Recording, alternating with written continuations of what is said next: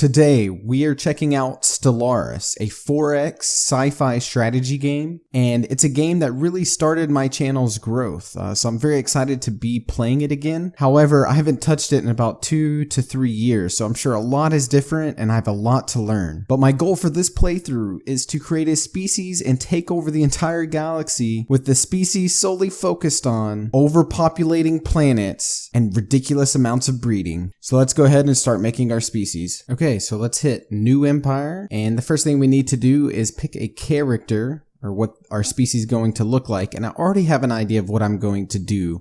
Because of the fact that we are going to be mating like crazy and overpopulating planets like an infestation of insects, I think it's only appropriate to be a cockroach. Now for the hardest part, we have to create a name for our species. What about cockroach? Nah, that's too punny and too generic. We could go with the slang term for them called poverty beetles. I think it's kind of funny. I think that'll be a good choice for us. And of course, for the plural version, it'll be poverty beetles. And then we'll have it generate the adjective. And poverty beetling is what they have created. That's strange, but we'll go with it. Okay, our empire is going to be infested with cockroaches, but now we need to give them the traits to do so. And I think it's only fitting that we go ahead and select the extremely adaptive trait for 4 points. I mean, cockroaches are known to survive the most extreme circumstances, aren't they? I mean, can't you microwave them and they survive? And what insane person decided to try that? Hopefully it was by accident or something. I don't know. I don't even want to know that story. Anyways, with the extremely adaptive trait, our poverty beetles will now be microwavable safe. And for the second trait, we obviously have to go with rapid breeders to speed up the breeding process of these nasty looking creatures. And so we can quickly overpopulate our planets and hopefully somehow make it work and win this game. We can't just have cockroaches with positive traits. We've got to balance it out with a couple negative traits. And I think the most obvious choice right here is the -1 weak trait, because one step on a cockroach and he'll be out for the count. And then the last negative trait I'm going to go with is the repugnant trait, which is -2 points. And if you disagree that cockroaches are repugnant, you can go ahead and close this video and never come back. Thank you very much. Now for more useless options for our species, we have to choose a home world. I'm going with continental world because it most simulates Earth. And I think the most appropriate name for our home world would be the same name where any rapid breeding would take place. Yes, a brothel. So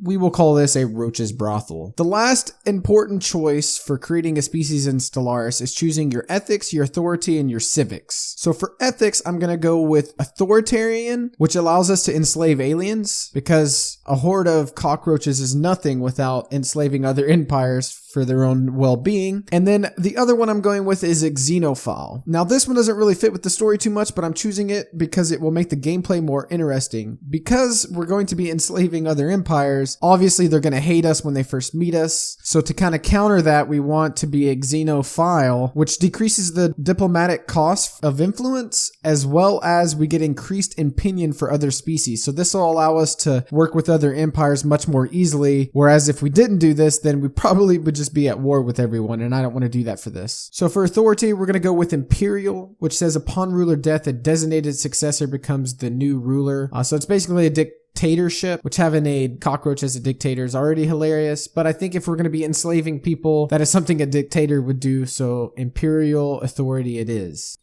And finally, for our civics, we're going to go with slaver guilds and police state, where slaver guilds basically give us plus 10% slave output, and we get a bonus 40% enslaved population ratio. And then for police state, we get plus 5 stability, and this is just to help with the most likely outcome when you enslave people is rebellion. So a little bit of stability within our population should help. And you cannot rebel against the almighty poverty beetling. All right. Now that the almighty cockroach empire has been created and we have our first world that we start out with, we need to select our research. For the first research, I'm going with 0G Laboratories, which gives us a plus 10% to our research stations output. And this will eventually snowball into a greater number, allowing us to gain a tech advantage, hopefully in the mid game against the other empires. For the second research, I have chosen planetary unification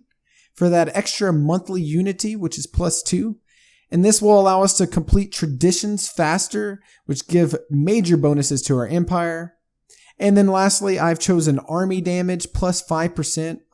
It's actually called powered exoskeletons.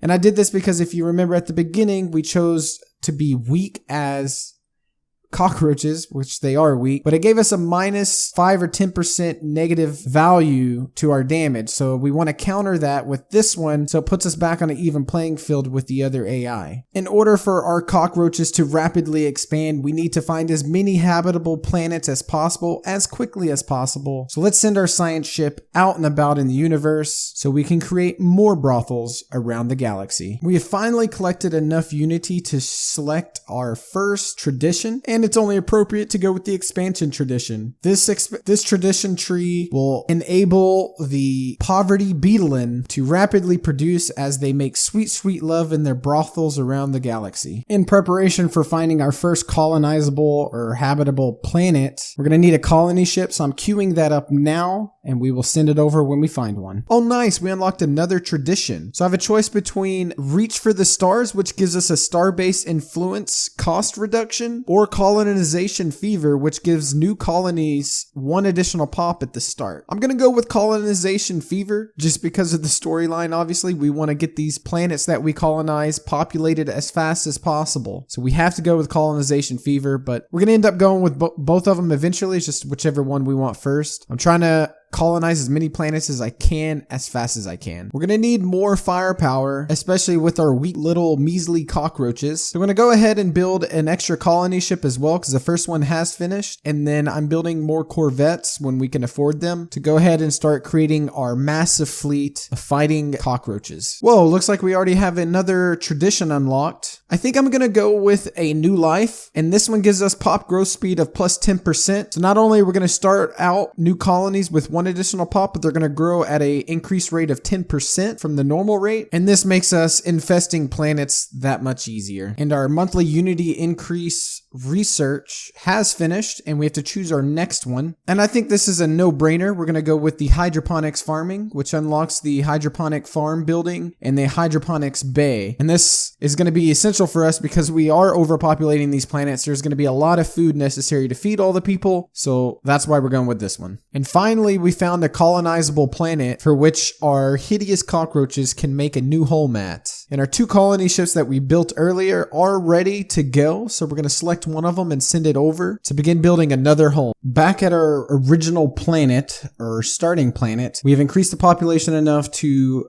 build 2 buildings. I'm going to go ahead and start with the alloy foundries, which turns minerals into alloys. Then I'm also going to build the civilian industries, and that produces consumer goods. It looks like our engineering research just completed, so it's time to select another one. I think I'm going to go with ceramo metal materials.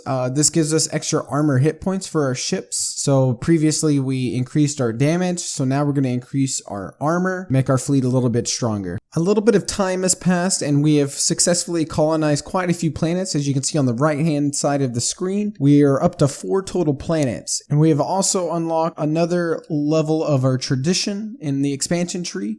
I've got 2 choices here, but I'm gonna go with Galactic Ambition, which gives us a reduction of 20% for our starbase upkeep, which essentially makes expanding much cheaper for us. And at the rate we're expanding right now, which we already have 4 planets, and I plan on getting a lot more, this is super useful, so we're gonna go with that. Our empire is slowly growing, and we are slowly overpopulating these planets. So while I have been moving time, I have been sending my science ships around the universe to survey all the systems to try to find new planets and anomalies, and we're also doing some of the lower level anomalies along the way. I'm also pretty much building research stations and mining stations whenever I can afford them, whenever they fall into our territory and I can afford them. We're gonna keep doing this for quite a bit until we have a nice section of the empire solely for the cockroach nation. We just unlocked our final section of the expansion tradition, which is the core of your network, which gives us an administration capacity increase of 20, which isn't a huge deal for us. I wasn't too excited about this one, but the big deal about finishing this tree is we get the Ascension Perks. So we get to choose one of these, and the one I have chosen is the Technological Ascendancy, which gives us a bonus to research speed of plus 10%, and rare technologies are now 50% more common. I think this is so good to get early game because obviously we want to snowball our tech where at the middle and late game we are way ahead of our opponents. That's my plan and my hope anyways. We want smart cockroaches by the end of this. But I appreciate you making it this far into the video. I really do hope you enjoyed it, and thank you for your patience on my uploading schedule. But more videos are coming up in the future very soon, so make sure you subscribe and hit the notification bell so you are alerted when those are live. But I will see you all in the next video.